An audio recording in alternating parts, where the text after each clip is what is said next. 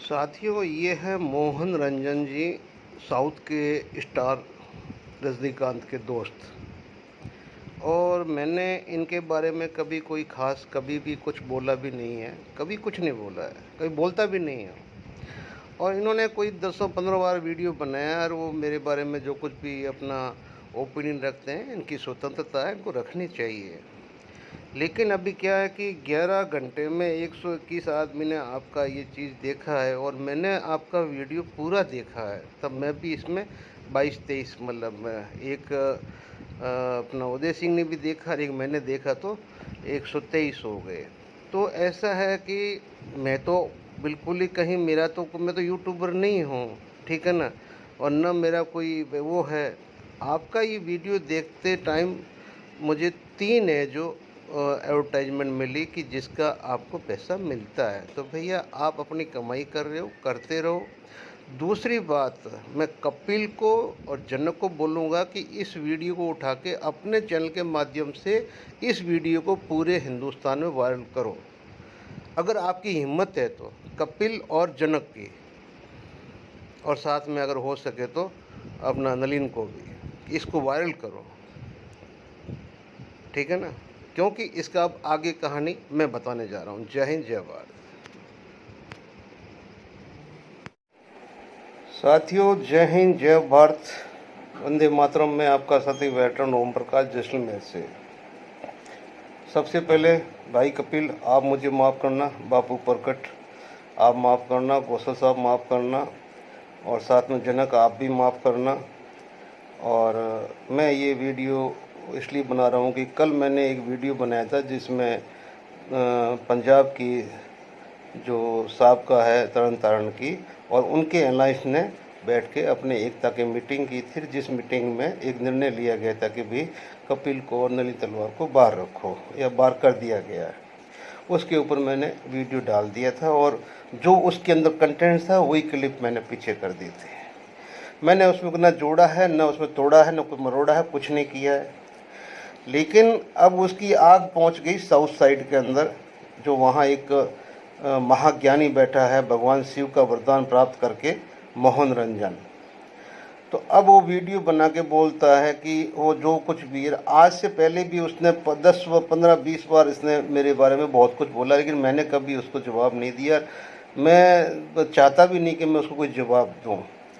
इसलिए मोहन रंजन ने आपके पास में अगर ये वीडियो पहुंच जाए तो आप कृपया, क्योंकि आपके तो साथी है ना, आपके पास फ़ोन नंबर है, तो पहले आप कपिल से फ़ोन करके बात कीजिए, फिर जनक से बात कीजिए, फिर आपके ही साथी है गौसल साहब है, उनसे बात कीजिए। आपको अपने साथ में काम किया है तो आप प्रकट साहब से बात कीजिए, उसके बाद में आप मेरे बारे में वीडियो बनाइए, ठीक है।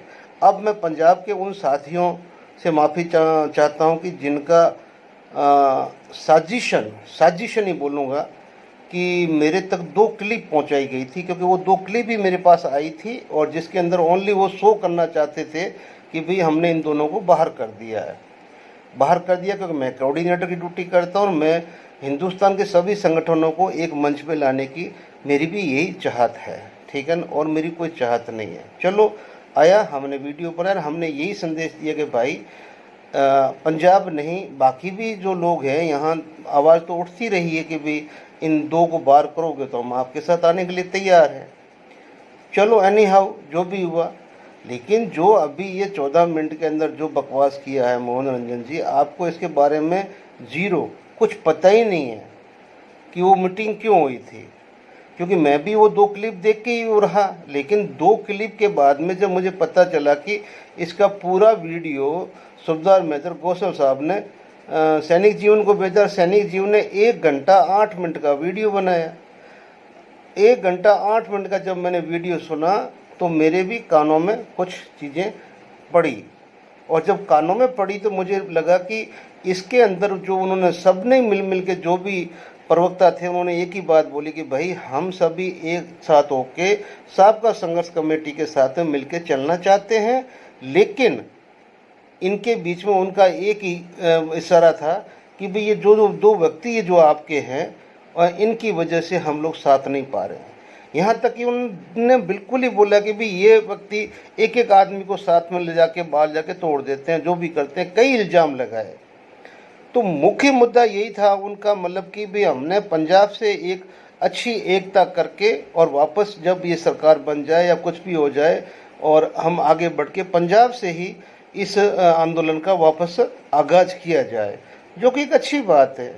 सुबेदार मेजर रंधावा ने भी सही बात बोला, उन्होंने कोई गलत बात नहीं बोला, न ही इसके अंदर कोई पैसे का भी कोई इशू ज़्यादा मतलब लेन देन का नहीं था। उन्होंने इतना ही बोला कि भाई जो पैसा पड़ा हुआ है राठौड़ साहब के पास में वो सेफ है और वो ट्रेजरर के पास में, वो उनका इंफॉर्मेशन था। लेकिन उनका एक बात कहना कि राठौड़ साहब सामने क्यों नहीं आते हैं, तो राठौड़ साहब, रंधावा साहब, आपके कोई कमिटमेंट नहीं है कि वो आके आपको एक्सप्लेनेशन देंगे। वक्त पड़ेगा तो आप ज़रूर उनसे मिलिए, बात कीजिए, आपको सारी चीज़ों का पता चल जाएगा। अब बात यहाँ आती कि मोहन रंजन को ये वीडियो बनाने की ज़रूरत कहाँ पड़ी, कि जबकि उसके अंदर मैंने ऐसे कुछ भी नहीं कहा है। और अब मैं यहाँ पर एक बात और खोल दूँ, मैं ज़्यादा बात नहीं बोल सकता कि चलो मेरी और कपिल की बहुत बड़ी मतलब पिछले जो 7-8 महीने से फाइट चलती है, हमने एक दूसरे को बहुत कुछ बोला है, बहुत कुछ शब्दों का इस्तेमाल उसने भी किया है, हो सकता है मैंने भी किया हो। लेकिन कल उसने बड़ी अदब के साथ में मुझसे बात भी की और बात भी 51 मिनट की है। अच्छा ठीक है, क्यों उसका बात करने का जो कारण था वो सही था, और वो सही इसलिए था कि उसने बोला कि ठीक है भाई ओम प्रकाश जी, आप वकील तो हो, भाई हूँ तो सही, बिल्कुल, तू माने ना माने बात अलग है, दुनिया मानना, हूँ तो सही, मेरे पास तो सुप्रीम कोर्ट का बार काउंसिल का भी अलग से मेरा रजिस्ट्रेशन है, राजस्थान को हाई कोर्ट का अलग से है। तो अब आप मुझे ये बताइए कि ये जो हमको बाहर निकाला गया है, ये जो आपकी टाइमिंग के ऊपर प्रश्न चिन्ह खड़ा नहीं होता है, क्यों? यानी कि न तो अभी कोई आंदोलन चल रहा है, न कुछ और चल रहा है, न कोई बातचीत चल रही है, न कोई सम्मेलन चल रहा है, और इस बीच के अंदर एक सम्मेलन बुलाया जाता है, उसके अंदर दोनों को बाहर किया जाता है। तो उसके अंदर कोई न कोई रीज़न तो होगा, क्यों तो उठता है ना। तो उनका वो क्यों को सुन के मुझे भी लगा कि हाँ, क्यों का क्वेश्चन तो उठता है कि जब लोगों ने बोला, पूरे हिंदुस्तान के संगठन ने बोला साबका को कि भी इन दो को निकाल दो, हम आपके साथ में हैं बिना शर्त, तब तो इन्होंने निकाला नहीं। लेकिन आज जब सारी चीज़ें अभी ठंडी पड़ी हुई है, आचार संहिता के बीच में सब अपने अपने काम में लगे हुए हैं, तो इस बीच में ये मतलब बाउंडर जो खड़ा किया गया है, ये हमारे समझ से बात। अब मुझे कपिल की बात में थोड़ा इंटरेस्ट भी आने लगा। दूसरा, उसकी स्टाइल भी है कि आदमी को कैसे अपने ग्रिप में लेना है। तो एनी हाउ मैं भी उसके ग्रुप में गया, और उस मेरे भाई ने बिल्कुल ही सही बताया कि पहले तो क्यों का जवाब है। दूसरा, उसने जो मतलब कुछ भी है कारण तो बता ना, तो उसने जो कारण बताया, उसने पूरा साहब का संघर्ष कमेटी को लपेटे में लिया। और लपेटे में इसलिए लिया कि भाई मर जाऊंगा चाहे अकेला रहूंगा, मेरे को कोई रखे या न रखे, लेकिन गलत नहीं करूंगा। गलत क्यों नहीं करूंगा कि कोई ऐसी चीज़ हो चुकी थी जिसका इल्ज़ाम है जो जनक के ऊपर, गोपाल के ऊपर लगाया जा रहा है इनके द्वारा, जैसे कौशल साहब वगैरह जो पदाधिकारी है साहब का संघर्ष कमेटी तरन तारण का। और मैं इनको किसी भी हालत में जो इल्ज़ाम ये लगाने जा रहे हैं वो मैं इनके घर तक नहीं पहुंचने देना चाहता साहब। मेरा रीज़न तो इतना ही है, और बाकी मैंने उनको ज़्यादा नहीं कुदिरा कि भी क्या रीज़न आगे है क्या नहीं है, न मैं उस बात को यहाँ अभी रखना चाहता हूँ। लेकिन बात आगे बढ़ेगी तो आपको सोमवार को हर चीज़ का जवाब एक अच्छे वीडियो में मिल जाएगा। तो अभी उसका ये भी सोच सही है कि जब गोपाल है, एक अच्छे घर से आता है, बेशक वो उसने अपने बच्चों को शिक्षित किया है, उनके बच्चे हैं जो बहुत अच्छे ओहदे के ऊपर है, वो यहाँ पे अपना काम कर रहा था। हमने तो गोपाल को कल तो बोला नहीं कभी। जनक जैसा इंसान होने से रह जाएगा, उसकी कोई इतनी बड़ी वो है नहीं फैमिली की जिसके अंदर वो कैसे क्या करे, जिसके लिए उसको वहाँ आके बैठना पड़े। वो भी अपनी भावना से वहाँ आके बैठा। तो यहाँ पर भी मुझे उसकी बात में सहमत होना पड़ा। फिर मैंने उसको बोला भाई सब ठीक है, मैंने रात को ही प्रगट बापू से बात किया, तो तूने हद हो गई यार, प्रगट बापू को भी तूने उल्टा सीधा क्यों बोल दिया। तो यहाँ पर भी उसने क्यों का प्रश्न खड़ा कर दिया कि भाई यहाँ भी क्यों आता है साहब, कि वही प्रगट बापू है जो मेरे को लेके चल रहे थे, हम उनको लेके चल रहे थे, सब कुछ ठीक था, तो आखिर मतलब मैंने उसको गाली क्यों निकाली, मैंने निकाली है लेकिन क्यों निकाली है। तो यहाँ पर भी मेरा तो मुंह बंद हो गया कि बात तो वो तो वही है, लेकिन फिर भी इतने बुजुर्ग को नहीं निकालना चाहिए। तो मोहन रंजन जी, ये सारे जो प्रश्न हैं ये सारे इशारे करते हैं साबका संघर्ष कमेटी के अंदर की आपसी फूट के बारे में। साबका संघर्ष कमेटी ने जैसे जो कर्म किए हैं उसी हिसाब से अभी हम तो यही चाहते कि आज भी साबका संघर्ष कमेटी आगे बढ़े, ठीक है ना। हम पहले भी साथ में थे, आज भी साथ में, आगे भी साथ में रहेंगे। लेकिन ये दो आदमी के लिए हमने पहले भी बोला था कि हम इनके साथ नहीं रह सकते, हमारी मेजोरिटी नहीं रह सकती है। और साथ में जो हमारे साथ जो संगठन काम कर रहे हैं उन्होंने साफ कहा कि हम नहीं इनके साथ रहेंगे। दिग्गज वीरांगना महासंघ जब हमने गठन किया तो क्लियर उनकी डिमांड थी कि अगर ये साबका को आप साथ ले सकते हो, लेकिन साबका के अंदर ये दो आदमी आएंगे तो हम आपके साथ नहीं आएंगे। तो इन दो के पीछे पूरी साबका को ड्रॉप करना पड़ा। बाकी वो जो साहब थे हिमाचल के, उन्होंने बहुत अच्छी मतलब पहल की थी, इसमें कोई शक नहीं है। लेकिन बात यहाँ है कि यहाँ कपिल की बात को भी इग्नोर नहीं किया जा सकता, इग्नोर नहीं किया जा सकता। क्यों कि कपिल का जो हेड है, मतलब हेड मतलब कि जो मीडिया हेड है वो, और उसकी मीडिया हेड की वजह से, उसकी वोकेबलरी की तो वजह से, उसकी बोलने की वजह से, उसकी फैन फॉलोइंग की वजह से साबका संघर्ष कमेटी का ग्रोथ कितना हुआ है वो तो वो खुद ही जानते हैं। अब मैं लेन देन के ऊपर अभी तक नहीं गया हूँ, ये वो जाने, इनका काम जाने, आपस की बात है, ये अब निपटे। बस उसने इतना ही बोला कि साहब आप इतनी बात मेरा विश्वास करना, हमें चाहे कोई पनिशमेंट मिले चाहे कुछ भी मिले, लेकिन हम जनक और गोपाल की वजह से हमें अपना सीना आगे देना पड़ा, चाहे वो हमें बाहर निकाले या कुछ भी करे। और दूसरी बात, उसने जब मैंने बोला कि भी ये वीडियो रात को मेरे पास में जनक ने भेजा, तो तुरंत उसने बोला नहीं साहब, जनक ने आपको नहीं भेजा, आपको उदय सिंह ने भेजा। मुझे तेरे को क्या पता? बोले सर वो मैंने ही भिजवाया, मैंने ही भिजवाया है वो, क्योंकि वीडियो तो बहुत कुछ है, लेकिन मैंने वो 2 क्लिप जनक से निकलवाई, जनक को भेजी, वीडियो बनवाया और जनक के थ्रू उदय सिंह को भेजा। और मुझे पता है कि उदय सिंह और जडेजा साहब दोनों आपस में बातचीत करते हैं। उदय सिंह तुरंत जडेजा साहब को भेजेंगे और जडेजा साहब इस चीज़ को नहीं रखेंगे कि वो सैनिक समाज के अंदर काम करते हैं, वो सैनिक समाज को ये न्यूज़ देंगे ही देंगे। और मेरा फर्ज बनता है कि अगर कोई काम हो सैनिक समाज में हुआ है, और वो अच्छा बुरा तो वो बात की बात है, लेकिन जो हुआ है उसकी न्यूज़ मुझे देनी है, मैं देता हूँ, करता हूँ।